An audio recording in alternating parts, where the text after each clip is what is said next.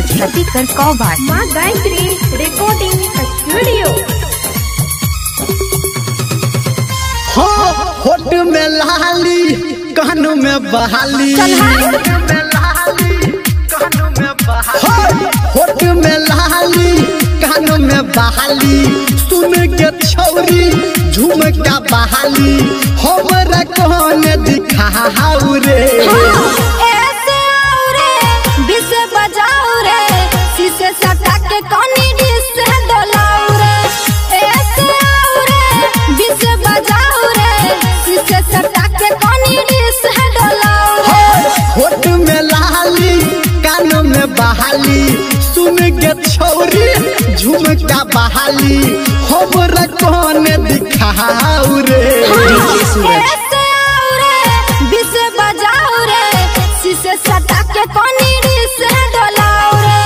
ऐसे आओ रे बिस बजाओ रे, शीशे सटा के कोनी डिस डोलाओ रे। ऐसे आओ रे बिस बजाओ रे, शीशे सटा के कोनी डिस डोलाओ रे। डीजे गोविंद बिहार, डीजे गोविंद बिहार सटा के कोनी डिस डोलाओ रे। www.djsuraj.com Presented by Kusheshwar music. DJ Suraj Suraj भजत ही आहे पाँच गे, देखबो तो हर नाच गे।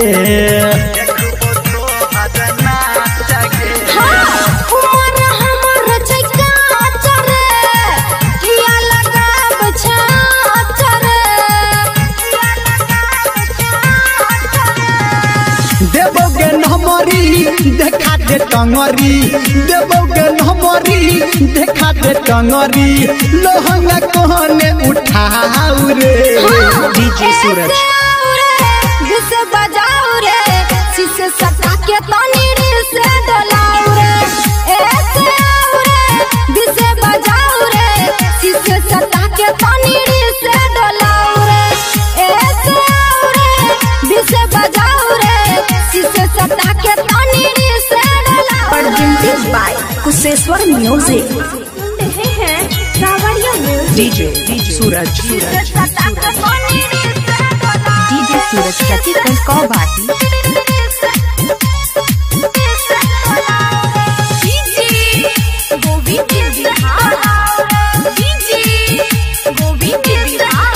सूरज सूरज सूरज राजा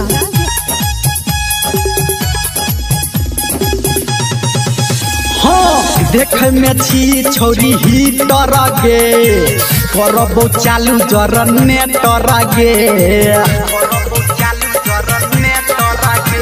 डीजे सूरज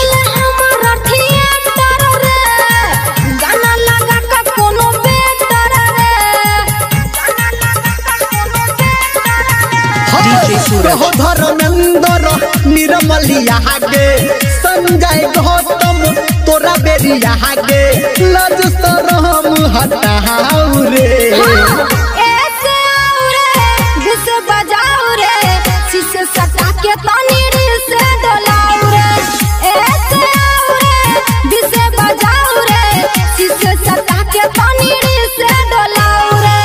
ऐसे आओ रे बिस बजाओ रे, शीशे सटा के तनी डिस डोलाओ रे। डीजे सूरज प्रतिकर कौभाही